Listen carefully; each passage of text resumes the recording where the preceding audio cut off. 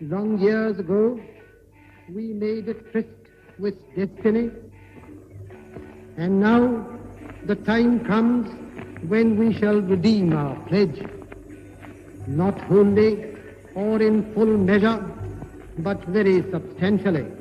आज़ाद भारत का पहला दिन, जब लोग उस बदले हुए माहौल को महसूस कर रहे थे। जिस माहौल को वो महसूस कर रहे थे वो आज़ादी थी।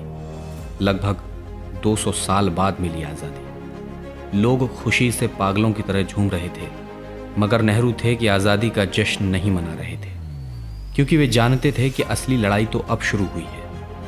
नेहरू के मन में इंग्लैंड के प्रधानमंत्री विंस्टन चर्चिल का वो बयान ज़रूर रहा होगा जिसमें चर्चिल ने कहा था कि अगर अंग्रेज़ भारत से चले गए तो भारत के लोग इस देश को चला नहीं पाएंगे। यहाँ के जाहिल लोग आपस में लड़ मरेंगे और देश के सैकड़ों टुकड़े हो जाएंगे। ये कहानी उस भारतीय योद्धा की है जिसने एक राष्ट्र को राष्ट्र बनना सिखाया।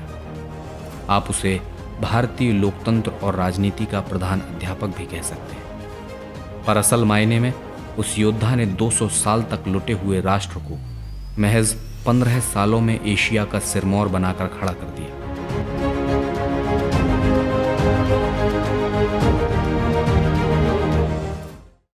नमस्कार। आपने आज़ादी से पहले वाले उस नेहरू को देखा जो विदेश से पढ़ करके भारत आया और गांधी से मिला। गांधी से मिलने के बाद वो लड़का जो कोट पैंट पहनता था वो अपने हाथ से खादी काटने लगा और वो पूरी तरीके से बदल गया। वो एक ऐसा जवाहरलाल नेहरू बना जो इस देश की आज़ादी के लिए 10 सालों तक जेल में रहा, जिसने गांव, शहर, सड़कें सब पैदल नाप दी। लेकिन अब उस नेहरू से मिलना है जो आज़ादी के बाद इस देश के भविष्य का निर्माण करने के लिए आपके सामने थे, जो इस देश की चिंताओं से चिंतित थे। आज़ादी के बाद जो भारत नेहरू को मिला था वो आज जैसा भारत नहीं था। समस्याएं बहुत विकराल थी। सन 46-47 में बंगाल में एक ऐसा बड़ा सूखा पड़ा था कि लगभग 20 से 25 लाख लोग इस देश में भुखमरी के शिकार होकर मारे गए। मुल्क निश्चित तौर पे कभी गुप्त वंश के ज़माने में सोने की चिड़िया रहा होगा, लेकिन जब अंग्रेज इस देश को छोड़ के जा रहे थे तो ये सोने की चिड़िया नहीं था। आप उस ज़माने के फुटेज देखें, महात्मा गांधी की अंतिम यात्रा के जो प्रोसेसन है, जो पूरा जुलूस जा रहा है, उसे देखें, कितने लोगों के पाँव में जूता है। आप देखें, महात्मा गांधी लंगोटी लगाते थे, कोई वस्त्र नहीं पहनते थे, तो कोई फैशन थोड़ी वो कर रहे थे कि बाकी भीड़ से अलग दिखें। उन्होंने ये देखा कि इस देश का बहुसंख्यक आबादी इतना ही वस्त्र पहन पा रही है और मैं सबको खादी पहनाना है, तो मैं स्वयं न्यूनतम वस्त्र पहनने लगूंगा तो लोग न्यूनतम वस्त्र पहन के अपना काम चला लेंगे और खादी से उनका काम चल जाएगा। यानी तन ढकने को कपड़ा नहीं था, पाँव में पहनने को चप्पल नहीं थी। जिस समय नेहरू गद्दी पे बैठ रहे हैं, आप सबको पता है मुल्क का विभाजन हुआ था, हिंदू मुस्लिम दंगे हो रहे थे, मुस्लिम सिख दंगे हो रहे थे। कम से कम 20 लाख आदमी उन दंगों में मारा गया, इस धर्म का या उस धर्म का। और वो दंगे सिर्फ एक जगह सेंटर्ड नहीं थे। यहाँ जो आज हम पाकिस्तान कहते हैं, यहाँ पंजाब और सिंध के इलाके में हो रहे थे, और जिसे हम आज बांग्लादेश कहते हैं, वो बंगाल, संयुक्त बंगाल था, वो पूर्वी और पश्चिमी बंगाल विभाजन हुआ, वहाँ हो रहे थे। भयानक उन दंगों में तो कोई चाहे तो आंख मूंद ले और रिपोर्टिंग ना करे, लेकिन उस ज़माने में तो ऐसा नहीं होता था कि दंगों से कोई प्रधानमंत्री या गृह मंत्री आंखें मूंद ले या राष्ट्रपिता उनको ना देखे, किसी कार्यक्रम में घूमता रहे दूसरे देशों के राष्ट्राध्यक्षों के साथ। ऐसा नहीं उस ज़माने में होता था। तो भारी एक ह्यूमन बने, एक तरह से गृह युद्ध कह लें उसे, अगर और कहीं होता तो उसे सिविल वार ही कहा जाता। तो सिविल वार के दौर से गुजरते हुए देश के वो प्रधानमंत्री बन रहे हैं। तीसरी चीज़ आप देखें कि लोग सिर्फ इसलिए नहीं मर रहे थे कि वो दंगे हो रहे थे, उसके पहले बड़ा ज़बरदस्त अकाल पड़ा था। अकाल के अलावा प्लेग फैला था।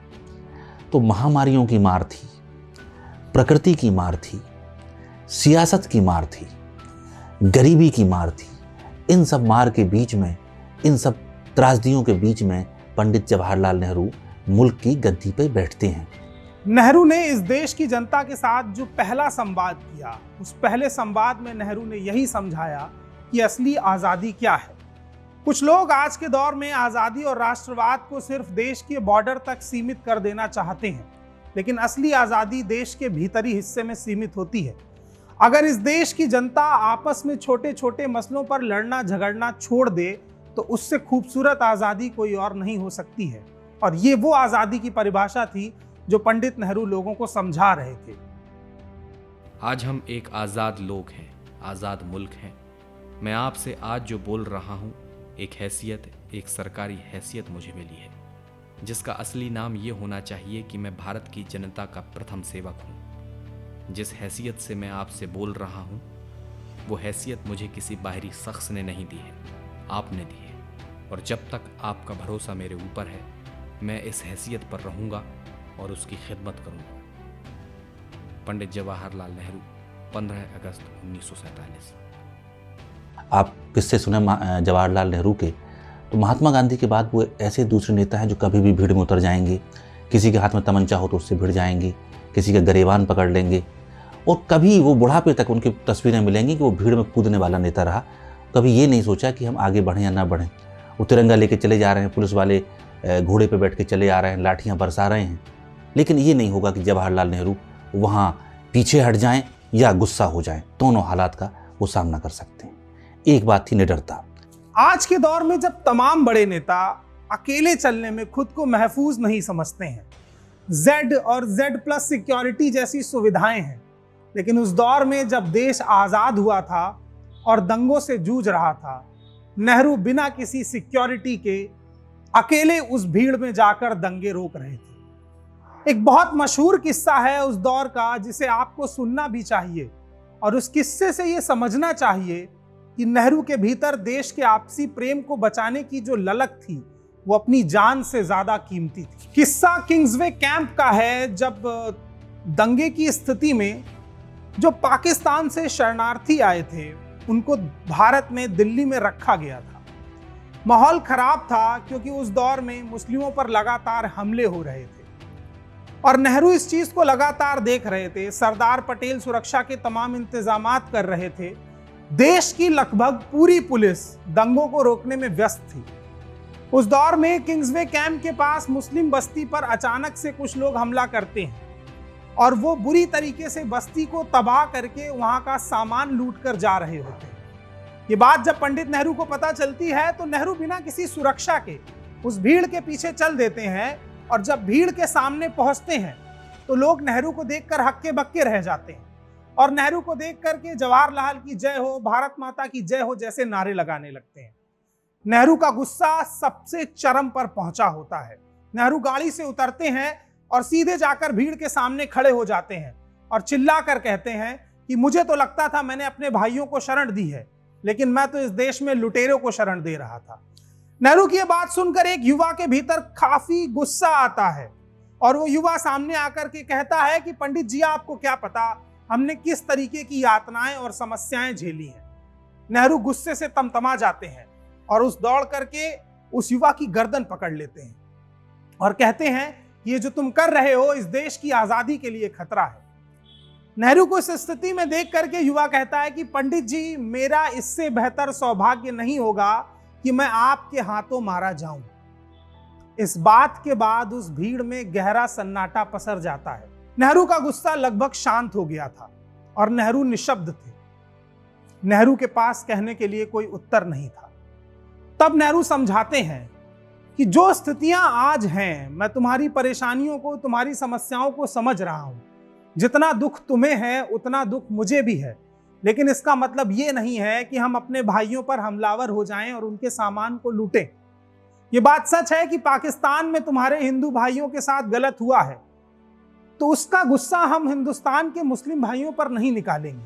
नेहरू ये बात कहते हैं कि तुम्हें अगर इतना ही क्रोध है तो सेना में भर्ती हो, हम मिल करके पाकिस्तान पर चढ़ाई करेंगे, लेकिन अपने देश के भीतर रहने वाले हर एक व्यक्ति को हिंदुस्तानी समझेंगे और उसके साथ वही व्यवहार करेंगे जो हम अपने घर के लोगों के साथ करते हैं। नेहरू की इस बात के बाद भीड़ लूट का सारा सामान रख करके नेहरू जिंदाबाद के नारे लगाते हुए चली जाती है। यह नेहरू का ऑरा था, ये उस दौर के नेहरू का व्यक्तित्व था कि लुटते हुए सामान को नेहरू की एक आवाज ने बचा लिया था। हजारों दंगाई खड़े होकर के सब कुछ छोड़ करके नेहरू की बात सुन रहे थे और यह नेहरू के व्यक्तित्व की सुंदरता थी कि बिना किसी सुरक्षा के भी वो नेता अपनी बात पर कायम था, अपने मुद्दों पर कायम था। नेहरू के सामने सबसे बड़ी चुनौती सांप्रदायिकता थी, इसलिए नेहरू उसको बार बार समझाते हैं। मजहबी झगड़े मजहबी तो होते नहीं, धार्मिक तो होते नहीं, वे तो धर्म का नाम लेकर सियासी होते हैं, राजनीतिक होते हैं। फूट पैदा करना, झगड़ा करना और एक एक प्रांत में प्रांतीयता बढ़ाना, इस सब से आप सोचिए, मुल्क तगड़ा होता है, मजबूत होता है या कमजोर होता है। जवाहरलाल नेहरू, 15 अगस्त 1950। नेहरू सिर्फ भारत को एक राष्ट्र नहीं समझते थे। नेहरू का मानना था कि देश एक परिवार है। नेहरू समझाते हैं कि 36 करोड़ के इस परिवार को किस तरह से चलाया जाए। 15 अगस्त 1953 को नेहरू सवाल करते हैं, 36 करोड़ आदमियों के खानदान को किस तरह चलाएं? परिवार कैसे चलते हैं? क्या आपस में लड़ झगड़ कर, आपस में दीवारें खड़ी करके? तो इस देश में जो चीज़ एक को दूसरे से अलग करे वो एक दीवार है, हमें उसको हटाना है। हमें जो जहाँ सांप्रदायिकता यानी फिरका परस्ती है उसको हटाना है, क्योंकि देश को वो दुर्बल करती है, देश के महान परिवार को तोड़ती है, एक दूसरे का दुश्मन बनाती है और हमें नीचा करती है। एक और बड़ी समस्या थी जिसे जातिवाद आज कहा जाता है। नेहरू जानते थे कि उस दौर में इस देश में छुआछूत जातिवाद अपने चरम पर था और नेहरू का मानना था कि जब तक देश में ये समस्या है तब तक गरीबी और भुखमरी को दूर नहीं किया जा सकता है। कि आज़ादी की लड़ाई जवाहरलाल नेहरू ने 30 साल तक लड़ी थी, लेकिन जब वो प्रधानमंत्री बन गए तो उन्होंने कोई बड़े बड़े बातें नहीं की। उन्होंने कहा कि आज़ादी की लड़ाई अब तक जारी है, और वो ये बात बार बार कहते रहे। उनके बाद लाल बहादुर शास्त्री ने भी ये बात दोहराई, इंदिरा गांधी ने भी ये बात दोहराई कि आज़ादी तब तक मुकम्मल नहीं हो जाती जब तक इस मुल्क का हर आदमी खुशहाल नहीं हो जाता। एक एक आदमी की जब तक आखिरी आंख का आंसू नहीं पहुंच दिया जाएगा तब तक आज़ादी मुकम्मल नहीं होगी। आज़ादी एक प्रक्रिया का नाम है। नेहरू तो यहाँ तक कहते हैं कि अगर किसी गांव में किसी को चमार कहा जाता है तो वो गांव आज़ाद नहीं है। हम आपस के झगड़ों में फंसे हुए हैं, आपस में बैर है, बीच में दीवारें हैं, हम एक दूसरे से मिलकर नहीं रहते, तब भी हम पूरे तौर से आज़ाद नहीं हैं। जो एक दूसरे के खिलाफ हमें जोश चढ़ता है उससे जाहिर होता है कि हमारे दिल और दिमाग पूरी तरह से आज़ाद नहीं हुए हैं, चाहे ऊपर से नक्शा कितना भी बदल जाए। इसी तरह की कई बातों से हमारी तंग ख्याली जाहिर होती है। अगर हिंदुस्तान के किसी गांव में किसी हिंदुस्तानी को, चाहे वो किसी भी जाति का है, अगर उसको हम चमार कहें, हरिजन कहें, अगर उसको खाने पीने में, चलने रहने में वहाँ कोई रुकावट है तो वो गांव कभी आज़ाद नहीं है, गिरा हुआ है। 1954, पंडित जवाहरलाल नेहरू। लोकतंत्र, संविधान और विपक्ष, ये वो तीन मूल चीजें हैं जिन पर कोई भी राष्ट्र अपने भविष्य की नीतियां तय करता है। नेहरू ये बात बेहतर स्थिति में जानते थे, इसलिए 47 के बाद नेहरू जब संविधान को समझा रहे हैं और लोकतंत्र को समझा रहे हैं तब ये बात भी कह रहे हैं कि किसी भी देश में लोकतंत्र की स्थापना के लिए एक बेहतर विपक्ष का होना बहुत आवश्यक है। उसका कारण यह है कि विपक्ष सरकार को उसके काम करने की नीतियों पर लगातार ये याद दिलाता रहता है कि उससे कमी कहां पर हो रही है। नेहरू विपक्ष को लेकर जो कहते हैं उस बात को बड़ी बारीकी से समझिए और महसूस कीजिए कि आज की सरकारें जब विपक्ष विहीन लोकतंत्र का निर्माण करने पर तुली हुई हैं तब उन्हें यह बात समझनी चाहिए कि एक देश में लोकतंत्र की अहमियत क्या होती है। पार्लियामेंट के अंदर भी उन्होंने ये बात सबके मन में बैठाने की कोशिश की कि चुनाव होता है, एक पार्टी चुनाव जीतती है, एक पार्टी चुनाव हारती है, लेकिन हारी हुई पार्टी कोई हारी हुई पार्टी नहीं है, वह भी जनता की नुमाइंदगी कर रही है। अगर एक सांसद उस पार्टी का है जो विपक्ष में है, लेकिन वो चुन के तो जनता के वोट से ही आया है ना, तो इसका मतलब है कि विपक्ष की बात को भी बहुत गंभीरता से सुनना, सिर्फ इस आधार पर नहीं कि हमारे पास बहुमत है तो हम अपना हर प्रस्ताव पास करा लेंगे और विपक्ष की बात नहीं सुनेंगे क्योंकि उसके पास वोट नहीं है। बहुमत ना होने का मतलब ये नहीं है कि वो जनता की आवाज़ नहीं है। उन्होंने ये बात इस भारत की संसदीय संस्कृति में डाली कि विपक्ष को बहुत गौर से सुनना है, उसके जो प्रस्ताव तर्कसंगत हैं उनको मानना है, अगर उसके प्रस्ताव ठीक नहीं हैं तो लंबी बहस करना है और उन्हें उसको समझाना है। मैं ये नहीं सोचता कि दूसरी पार्टियों को भारत में नहीं होना चाहिए। निश्चित तौर पर उनका स्वागत है। कांग्रेस के लिए या अन्य किसी संगठन के लिए ये बहुत खतरनाक होगा कि उसके सामने कोई हो ही ना। हर हाल में विपक्ष होना चाहिए, हर हाल में संघर्ष होना चाहिए, क्योंकि जीवन संघर्ष है, जीवन आसान नहीं है। कोई भी संगठन, कोई भी व्यक्ति जिसके पास आराम तलबी के लिए वक्त है, वो इस आराम तलबी से भ्रष्ट हो जाता है। मैं विपक्ष चाहता हूँ, मैं चाहता हूँ कि कांग्रेस का विरोध करने के लिए पार्टियां हों। 22 नवंबर 1951, जवाहरलाल नेहरू।